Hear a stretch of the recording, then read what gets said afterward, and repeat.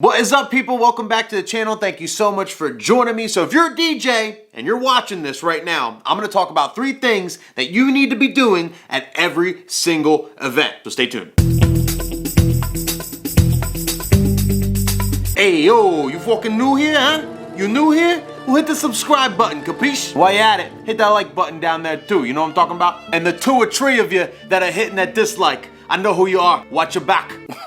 Do I need to clarify that like my crazy Italian uncle is just kidding? You don't have to watch your back. I actually appreciate the dislikes. It helps my algorithms anyway, you know? But anyway, let's get into these 3 things, shall we? So for number 1, I need you guys just to come meet me over here at this outlet. Here we are at an outlet. You're probably wondering, why are we at an outlet? This is probably one of the biggest tips I can give you guys. I learned this when I first started DJing, and it saved me from a lot of bullshit. So we have a plug, okay? We're putting the plug into the outlet. Plug is in the outlet. What's wrong with this picture, right? This could happen. Your power's gone, right? Music's out, first dance, ruin the whole day, right? Trouble can happen from this outlet. Well, every time you plug anything into an outlet, the biggest tip I can give you is to add a little bit of an insurance policy. I'll show you. You plug it in, and then you grab a little tape.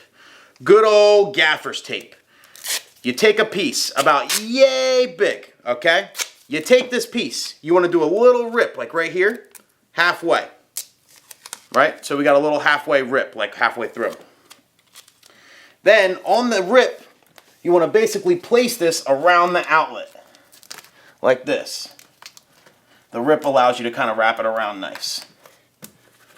Some outlets you might want to do more than one piece. This seems pretty good. So the tape does 2 things. Number 1, it obviously holds the plug into the outlet, so it's not going to get pulled out as easily. But also, it shows somebody that it's probably important, so you're not going to get it pulled out, you know? So if there's a plug in an outlet somewhere, but you see it's like taped around the plug like this, most people with common sense are going to be like, oh, this must be important because there's tape around it, and they're not going to touch it. Whereas if you didn't have tape around it, there's a good shot where they're like, oh, I don't know what this is, but let's unplug it and find out, you know? And then boom, all your shit goes out and you're screwed, right? So tape every single outlet, people, no matter what, no matter where it's at, I don't care. Trust me. That little piece of tape over there will save you a ton of bullshit. Now let's talk about number 2. So for number 2, it has to do with your cheat sheet. Now first of all, if you don't know what a cheat sheet is, if you don't bring one, then I guess that should be your number 2 to start out with. A cheat sheet is basically going to outline every single thing going on during the wedding, everything you need to announce, every song you're playing for what, if there's formalities, whatever. I make one for every single event. Even if it's not a wedding, I have a cheat sheet for it. It's what I run the whole day off of.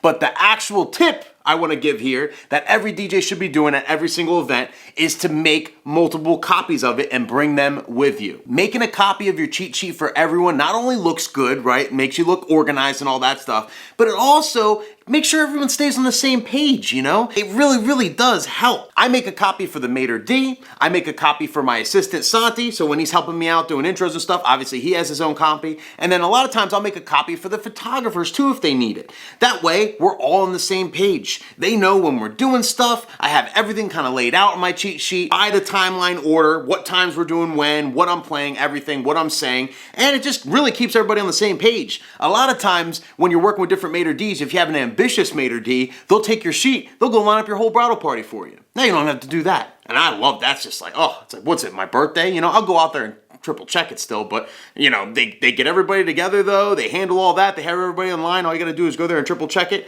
Piece of cake, you know? Piece of cake. And another little tip when you're making your cheat sheet, definitely put your branding up there, right? Put your name, put your logo for your company or whatever, whoever you work for, put that up there because that's gonna create more brand awareness and it's gonna just basically be in whoever's face has your sheet of who you are, what your name is, what your company is. They're gonna familiarize yourself with you and your company, and that's super huge if you wanna get recommended there in the future. And the third and final thing that every single DJ should be doing at every single event is writing their couple's names down everywhere. Now, if you're not doing a wedding, if it's a sweet 16, the birthday person's name, corporate party, you're doing it for like a company, the company's name, whatever it is, okay? Write down that shit everywhere. Put it on Post-it notes, put it on the top of your cheat sheet, put it on like in your back, like wherever your stuff is, maybe put it on top of like your rack, like wherever makes sense. Have their name absolutely everywhere because you're gonna be using it a lot and you wanna have it in front of your face so you don't mess up. One of the biggest things you can do the biggest mess ups you can do is DJing someone's wedding and calling the couple by the wrong names. I mean, it's just, there's no excuse for it. There really isn't, you know? So you definitely want to have that written down and put everywhere. So before you make the announcement, it's going to be right in front of your face and you can triple check yourself and know you're on point. Another tip with that, when it comes to couples and stuff, is I always ask them, how do you want me to refer to you, right? For example, my real name is Nicholas.